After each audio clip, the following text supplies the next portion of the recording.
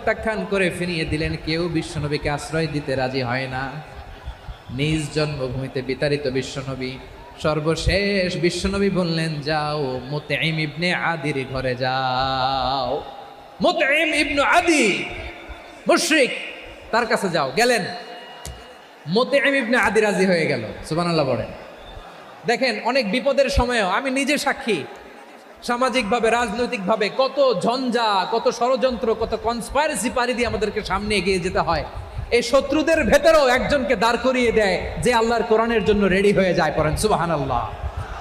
মুতঈম ইবনে আদি, আল্লাহ তার মনকে নরম করে দিলেন। মুতঈম বলে, মুহাম্মদ আমি তোমাকে আশ্রয় দিব। তার দুই ছেলেকে পাঠালেন, যাও খোলা তলোয়ার নিয়ে, স্কট দিয়ে, গার্ড অফ অনার দিয়ে মুহাম্মদকে মক্কায় ঢুকাও আর বলো আমি আমান দেব। আমান কি দিব? আমান মানে সিকিউরিটি, নিরাপত্তা। সিকিউরিটি ছাড়া, আমান দেওয়া ছাড়া কেউ থাকতে পারতো না মক্কায়। দুই ছেলে বিষ্ণু ইসা ইসলামকে নিয়ে আসলো। নবী কাবার চারদিকে তাওয়াফ করলেন, নামাজ পড়লেন। আবু জাহেল, উতবা, শাইবা, ওয়ালিদ ইবনে মুগীরা সবাই দেখে, কেউ কিছু করতে পারে না। কারণ মুতঈম ইবনে আদি ঘোষণা দিয়েছেন, আমি মুহাম্মদকে আমান দিয়েছি, মুহাম্মদের গায়ে যেন কেউ স্পর্শ না করে। আওয়াজ করে পড়েন সুবহানাল্লাহ। নবীর এই বিপদকালে মুহূর্তে মুতঈমের হৃদয়টারে নরম করে দিল কে? আচ্ছা, লালমনিরহাটের ভাইয়েরা বলেন, এই মুতঈম কি মুসলিম ছিল না মুশরিক? সবাই বলতে হবে, মুসলিম না মুশরিক? তাহলে মুশরিকের কাছ থেকে নবী পলিটিক্যাল অ্যাসাইলাম, আধুনিক রাষ্ট্রবিজ্ঞানের ভাষায় পলিটিক্যাল অ্যাসাইলাম, যেটাকে বলে রাজনৈতিক আশ্রয়, ওনার আমান বা নিরাপত্তার এই ঘোষণায় তিনি মক্কায় ঢুকলেন। যতদিন নিরাপত্তা ছিল ছিলেন। মুতঈম যখন মারা গেল, বিষ্ণু ইসলাম হিজরত করে মদিনায় চলে গেলেন। সুবহানাল্লাহ। কিন্তু মুতঈম যে বিশ্বনবীর উপকার করছে, এটা বিশ্বনবী ভুলে নাই। আমাদের অনেকে আছে, উপকার করার পরে আর খেয়াল থাকে না, খাওয়ার পরে গলা দিয়ে নামলে আর খেয়াল থাকে না। এরকম আছে না নাই? আমার নবী ভুলে নাই। বদরের প্রান্তরে 70 জন কাফেরকে যখন বন্দি করে বিশ্বনবীর সামনে হাঁটু গেড়ে দাঁড় করানো হলো, বসানো হলো, 70 জন কাফের। কয়জন? বিশ্বনবী তাদের দিকে তাকিয়ে বললেন, সহিহ বুখারীর বর্ণনা, লাউ কানাল মুতঈম ইবনে আদি হাইয়ান সুম্মা কাল্লামানি হাউলাইন নাতনা লা তারাকতুহুম লাহু।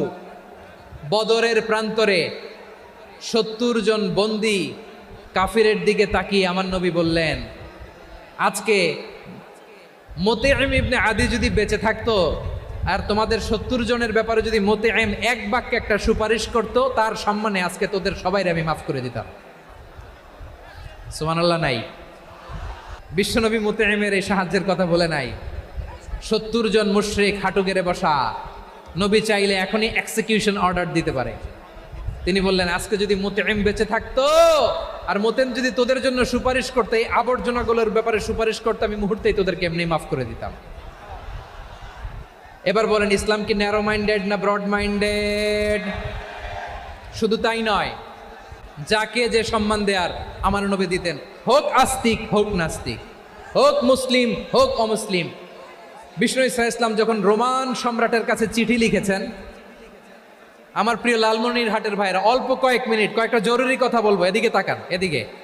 রোমান সম্রাটের কাছে বিশ্বনবী যখন চিঠি লিখলেন মিন মুহাম্মদ রাসূলিল্লাহ ইলা হিরাকলা আযীমির রোম, মুহাম্মদের পক্ষ থেকে হিরাক্লিয়াসের কাছে, যিনি হচ্ছেন আযীমির রোম। এটা নবী নিজ থেকে বানায় লিখছেন, অতিরিক্ত সম্মান দিয়ে। কোন রাষ্ট্রপ্রধান যখন আসে, তাদেরকে আমরা কি বলি জানেন?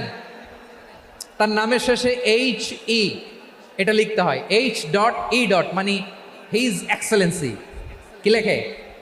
হিজ এক্সেলেন্টি, অথবা ইউর হাইনেস, ইউর ম্যাজেস্টি। দেখেন, বিশ্বনবী সাল্লাল্লাহু আলাইহি ওয়াসাল্লাম সব নবীদেরও নবী।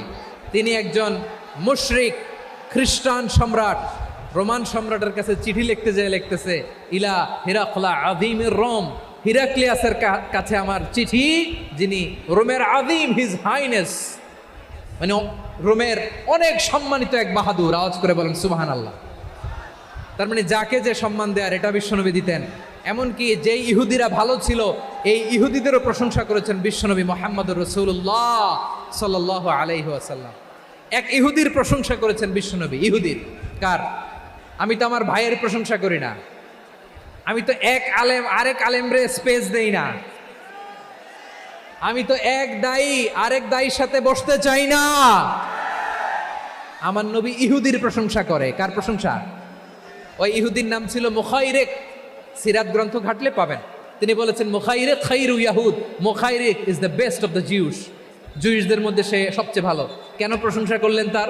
এর কারণ মদিনা চার্টারে কথা ছিল সব ধর্মের মুসলিম, মুশরিক, ইহুদিরা মিলে মদিনাকে রক্ষা করবে। কিন্তু তৃতীয় হিজরিতে যখন উহুদের যুদ্ধ শুরু হলো, সবার কথা ছিল যেই আক্রমণ করে আমরা মদিনাকে বাঁচাবো। কোন শহরকে বাঁচাবো? মদিনাকে। কিন্তু কুরাইশরা যখন অ্যাটাক করলো, ইহুদিরা আর আসে না, ইহুদিরা আর বেরোয় না। বিষ্ণু বললেন, ওহে ইহুদিরা, তোমরা না চুক্তি করলে আমার সাথে যে মদিনা বাঁচাতে সবাই ঝাঁপিয়ে পড়বো, আসো। একটা ইহুদিও বেরোয় না, কেউ আসে না সেদিন, একজন ছাড়া। তার নাম মুখাইরেক। তার নাম কি?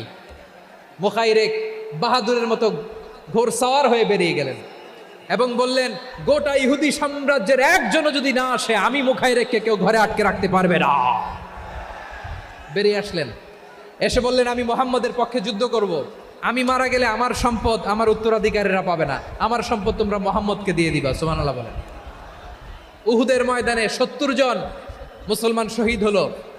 এই ইহুদি, সেও মুসলমানের পক্ষে যুদ্ধ করে নিহত হলো। সুবহানাল্লাহ বলেন। মুসলিমদের লাশ যখন নিয়ে আসা হলো, এই মুখাইরিকের লাশও নিয়ে আসা হলো। মুসলিমদের লাশের পাশে মুখাইরিকের লাশ দেখে বিশ্বনবী মুখাইরিকের প্রতি অনেক খুশি হলেন। আর বিশ্বনবী খুশি হয়ে বললেন, মুখাইরিক খায়রু ইয়াহুদ। মুখাইরিক, যদিও তুমি ইহুদি, তারপরেও তুমি সব ইহুদিদের মধ্যে সেরা ইহুদি। পড়েন সুবহানাল্লাহ। আমার নবী ইহুদিকেও সম্মান দিতে কার্পণ্য করে নাই। আওয়াজ করে বলেন আল্লাহু আকবার।